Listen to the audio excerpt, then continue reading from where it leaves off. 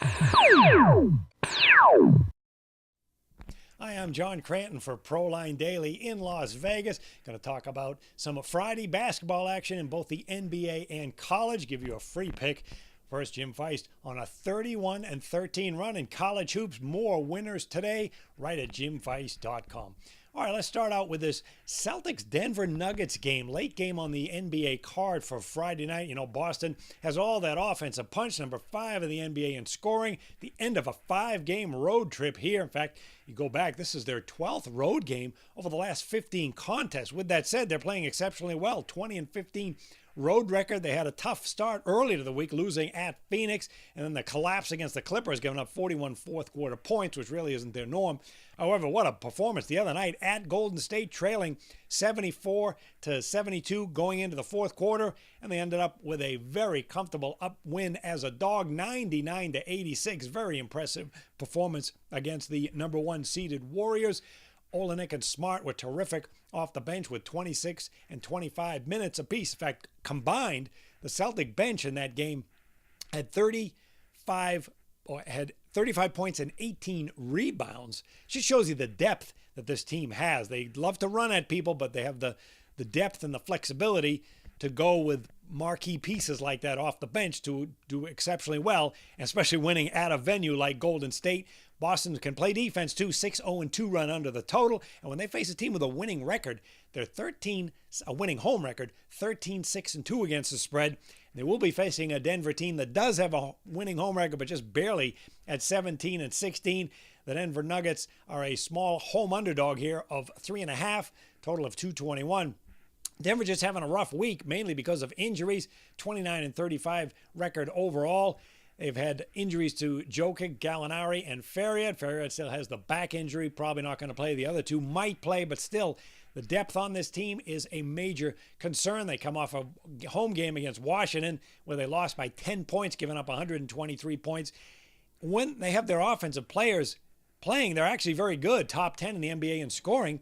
However, there's no defense at all, whether these guys are playing or not, and that's the major flaw with the Nuggets. They're number 28 in the NBA in points allowed. They're number 29th in field goal shooting defense.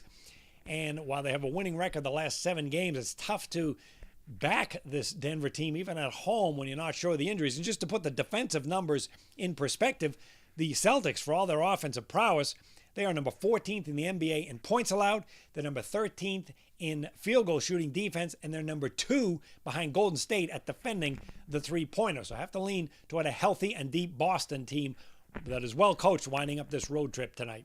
All right, let's move to college for Friday night. Great game on the late card in the Pac-12 being played right here in Las Vegas. Arizona against UCLA. Hard to believe this isn't the Pac-12 title game between these teams. Both playing last night and winning. UCLA opened a 3-point favorite with a total of 159, and both those numbers have moved down. UCLA now 2.5-point favorite. Totals really come down to 154.5. You know, the Bruins led the nation in points scored, over 91 points per game. They're outstanding, shooting over 52.5% from the field. They've won 10 in a row behind these dynamic freshmen of Ball and Leaf. Number 1 in the Pac-12 in scoring at 88 points per game. But if you're going to look for some potential weaknesses in this team, not a great defensive team. Number 8 in the Pac-12 in points allowed. And even last night's game, a 10-point favorite against rival USC here in Vegas. They win the game by 2 points. That makes them now 6-18 against the spread in Pac-12 competition. Now, the team that they're playing, UCLA also has a losing record away from home, if you count the last night's game, which was a win on a neutral court, 5-6 record now. And this Arizona team, really no weaknesses at all with this powerhouse unit. Surprised to find them in the role of underdog. They've got tremendous offensive capabilities, huge front court as well as great backcourt scoring. But they also have defense, which is much better defense than UCLA. We've seen that the last 2 games. They shut down Arizona State and Colorado, allowing 60 and 78 points, double-digit wins in both of those games. Sean Miller has shortened the bench for the tournament, so they're going with their better players as well. And you look at the numbers, they're number 4 in the Pac-12 in scoring, but they're number 3 in scoring defense, number 1 offensively in free throws, and the number 1 in three-point shooting defense. Just under 32% shooting beyond the arc. Just to put that in perspective, UCLA is ranked 5th in the Pac-12 in three-point defense, allowing 36% shooting. Now, the two split regular season games, with the home team losing both of them. However, revenge spot here for Arizona. It was a defensive game in the last meeting, 77-72, and Arizona in the role of underdog, 20-9 against the spread. And when these teams meet, the underdog is 12-1 against the spread, so have to go with follow the money in this one and lean toward the Arizona Wildcats as the underdog.